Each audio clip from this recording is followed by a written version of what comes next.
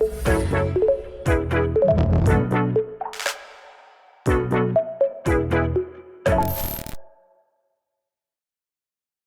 everyone, thanks so much for joining us here today. I'm your host, Jared Taylor.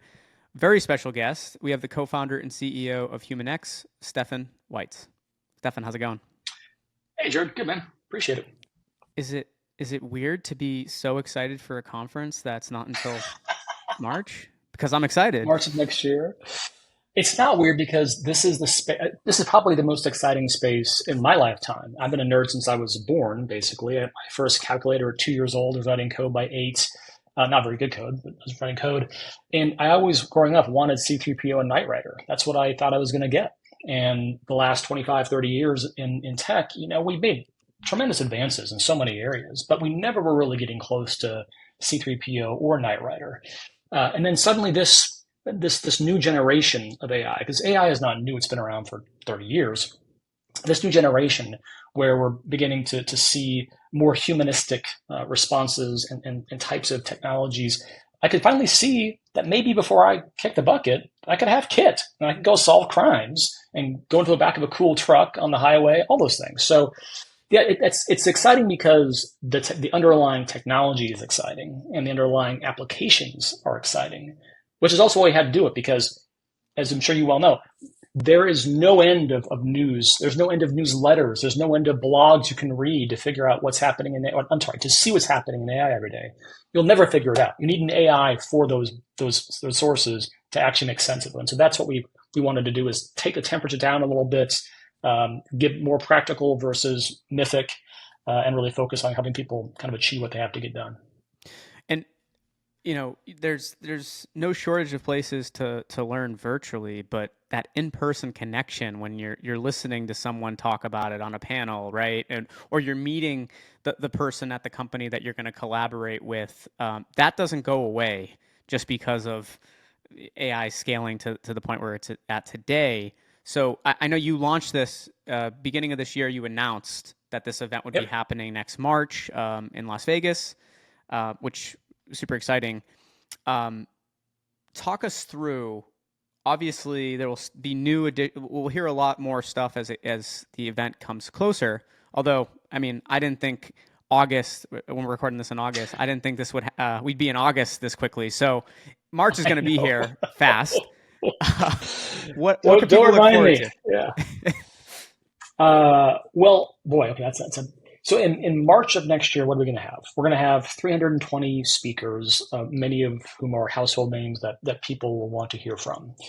We already have 212 as of August confirmed, 80% of which are founders and CEOs, and incredible diversity across the board. So incredible content. That's one thing. But to your point, we know that when you ask people, why do you go to conferences or events? It isn't the content because, as you said, you can get content kind of everywhere now. You can find it for free. You can find it anywhere. You can find even the best person on the planet's talk is somewhere sitting on the web. You don't have to go somewhere to see that. So it is that in-person connection, which is so critical. And so we're building a bunch of different things to make sure people can take advantage of that. Everything from what's called the Solution Bridge program, which matches algorithmically buyers and sellers. So if you're a company that has a particular problem, here are these 10 sellers that can actually solve your problem. Boom, opt in, match there, and you can have those quick conversations to find a solution. Same with things like Venture Connect, where venture capitalists and startups can come together and actually have those broker meetings as well. Then we have an entirely AI powered app, which is super fun, that will help you find people who are like you and people in your industry and people who have the same challenges and potentially solutions as you. So having that app, which is running, and then a community after the event to keep those connections fluid and solid. Fluid and solid? That doesn't make any sense. Keep those connections solid is really key. And then there's just generally the entire expo floor, if you want to call it that. In essence, it's where it's the kind of community marketplace, and that's where we're going to have a couple hundred different vendors and sponsors across the industry, mostly focusing on those more horizontal use cases for companies. So everyone's got challenges in HR and accounting and finance and legal and IT. So making sure we're for year one especially, making sure everyone who comes, independent of which sector you're in, or if you're in finance or health or entertainment, you can see how AI can be very practically applied to your problems at a horizontal level. So that's the expo hall. And then we have just great parties. Let's be honest, it's Vegas. We know how to throw a great party, so we'll have a whole bunch of that. So lots of time for connection, lots of time for, to your point, establishing those really critical relationships to help you in your career and in your life as you move forward. Yeah, I think the connection piece will always be one of the biggest reasons to attend Yeah, this event. But we talked about how you can get content anywhere to a point. I mean, the content that you're putting together, too, like how often are you going to get these people on panels together, right? Like right, that is the right, different. Like, could right. you hear someone stand Yeah, alone? So, talk us through that. Like, obviously, that brings a bunch of challenges for your team to kind of match up who would make the best yeah, host for this or who yeah, would be the best yeah. panelist. How do you like to decide and um, maybe give us a teaser of what type of topics we can expect to hear about at the event? So how do we just, the first question is how do we decide who's on stage and who goes with who? And are they doing a fireside? Are they doing a keynote? Are they doing a chalk talk? Like that's so much of that is art that frankly I'm not good at. We have a great team who is exceptionally good at this. And what they told me at least is that the speaker kind of tells you, even though he or she isn't actually saying, here's what I want to do. When you start engaging with them and talking to them and listening to them and hearing what they're passionate about, what gets their eyes lit up versus what kind of they have to say as a PR talking point, it's pretty clear in most cases what's going to get that speaker to be the best presenter of information and practical content that he or she can be. So that's the first thing. Then you have to deal with all the personalities, but at least the speakers, in many cases, kind of present in a way where you can figure out what they're going to be really great at. And then the other thing that we're doing with speakers is that a lot of them, I mean, most events people come to, there's a keynote on stage, and that person leaves the second they're done, and they're gone. And that can happen. That'll happen here too, no question. There are some people that are frankly far too important to spend 3 days with me, and so. But a lot of speakers we have will then kind of go from there to master classes or to chalk talks or birds of feather type of opportunities. So really, it's about being able to say, not only do you see your person on stage, you can then go and actually talk to them in a smaller group and maybe even have a master class with them in a much smaller group later. So it's this idea of creating those connections is really important. So what can you expect to hear? Well, that's $1 million question, isn't it? We have 10 different tracks that we're running, everything from health to finance to retail CPG to infrastructure. You can see on the website, humanx.co/tracks. And for each of those, again, because of the work we're doing, well, not again, I haven't told you this yet. We're doing work with Harris, which is the Harris X, which is the largest polling company in the US, to run the largest study of AI in the enterprise that's ever been run. It went to field actually in early August. And so what's really great about that is it'll allow us, from a programming perspective, to actually program things for each of these 10 tracks I talked about that people in those industries or in those tracks actually want to hear. So the dirty secret for most conferences, in case you didn't know this, I'm sure a lot of the audience doesn't know this, is that most of them are pay to play. People basically sponsor the event and then they get a keynote slot on stage or they get a slot on stage. That's how most conferences get programmed, which there's a reason why generally people kind of ignore the content because they're all bought and paid for. You can still have good talks that are bought and paid for, but that's the way it works. We are completely against that. We have none of that at all. And in fact, what we have done with this study from Harris is it's going to allow us to create that agenda which speaks to those core needs of our audience versus just saying who can we speak, who's going to pay us enough, and who can I get on stage. So it's just a totally different mindset that we're taking, or totally different approach that we're taking to programming. So yeah, I'm kind of dancing on the question because what are things you could hear? Get back to me in a month after all the Harris work is done, and we'll tell you kind of what the research says we should be talking about. Well, it's interesting. I just read I don't know if you know Christina Farr, who she used to be at Sure. CNBC. Was that Yeah, yeah? Christy first. Yeah, Um, yeah. so she just put out it was a tweet the other day talking about how there's certain founders and executives that complain about not getting speaking opportunities, and she was saying like you need to be posting, you need to like have a online brand if you want these conference organizers to say yes, this person will be of value to come and speak, and it's crazy how that still is not the case across a lot of. I know it's maybe not something every founder or exec likes to do, but Right. Talk me through that. Like, how important has that been the last couple years? Like when people are applying to speak or something, they need some sort of online footprint, right? In a way for you to be like, or it doesn't hurt them, right? If they have a solid online Doesn't footprint. hurt Yeah. unless they're crazy. But yeah, Yeah. Yeah. no, it doesn't usually depends what they're saying. But a lot of flat earthers are applying. No, they're doing this. So it's funny. Like we don't accept many applications for speaking. We generally know who we want to go get. That doesn't mean we're perfect, and so that's why we do definitely have people that apply. And we're like, oh my gosh, where'd you come from? You're incredible. Let's go have this conversation. But it's definitely much more of an outbound motion from us in this particular scenario. And the way we find them is just what you said. Like, are they saying, in our case, are they saying things that are not just completely pie in the sky? It'll be great when, when we can all have our flying cars that are autonomous and never have to do any more work. I love those talks. Don't get me wrong, they're great.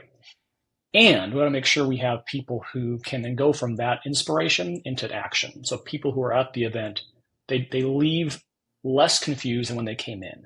That's the key metric for me. It's like, do you have more confidence and more conviction in your AI strategy and path when you leave HumanX than when you arrived?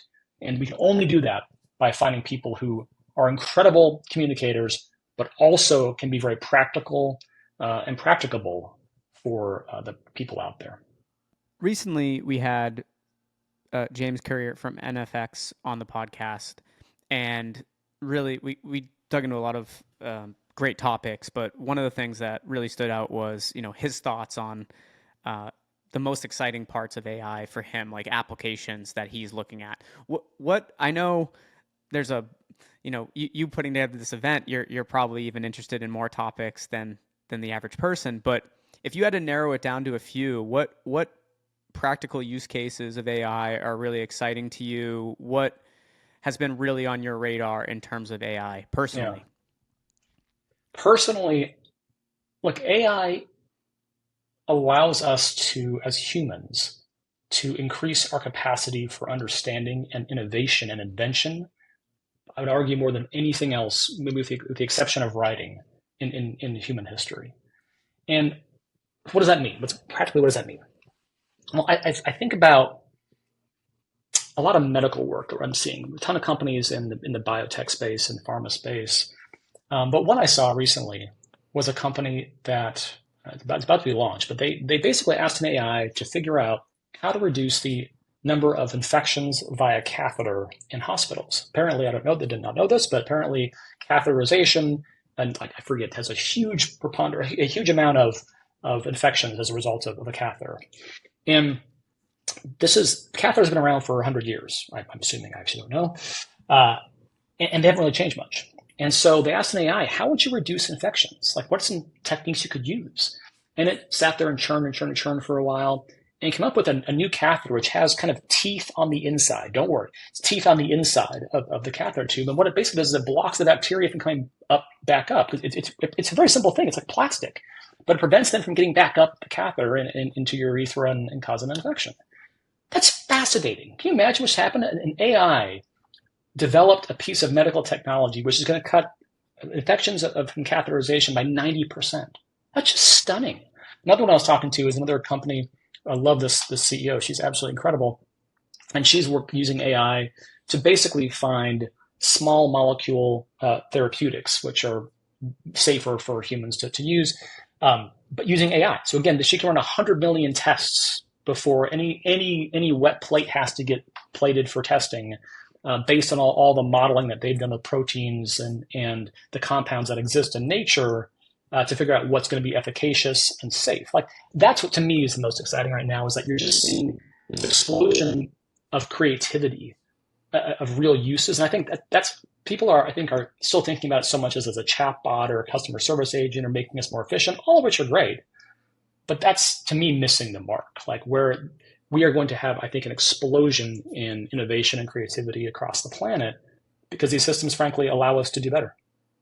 Yeah, I mean the fictional example is Tony Stark's AI, right, Jarvis, where can say Jarvis, yeah. play out these 1,000 different scenarios. Yes. What is the Yep. one scenario that works? Like you couldn't do that before, and if you did, it would take a long time, and you would all of them right. You would No, get some no. wrong, but yeah, it's super interesting the ability. But I think this is how you know someone knows nothing about AI. Some people that you run into on the street because Yeah. Oh, yeah. they'll say they say these certain things that AI can do, and it's like AI without the context, without the data to feed it, it can't Data. help you. Yeah. So, but yeah, yeah. Yeah. What last thing as we wrap up here? I know you mentioned it a little bit Yep. earlier, but I want to close on this. Why should someone attend HumanX? Why this event? Well, quite simply, we will have, I'll take it back. Quite simply, our entire focus is ensuring every single attendee has the highest ROI in 3 days that they've ever had in any event they've ever gone to. And I say that because we'll have the best content, we will have the right content for you, and we will have ways to connect with people to further those discussions and further those plans that you have to be making for your enterprise in a way that really no one else can touch in the space at this point. So we started this thing to basically create clarity from chaos because right now in the AI space, everyone I think can agree it's chaotic. Nothing else, it's chaotic. And that generates a lot of fear and a lot of self-doubt among people who this isn't necessarily what they were trained to do. A lot of the CIOs that I've spoken to are incredible engineers, but this is like learning an entirely new language as an older person in some cases, like me.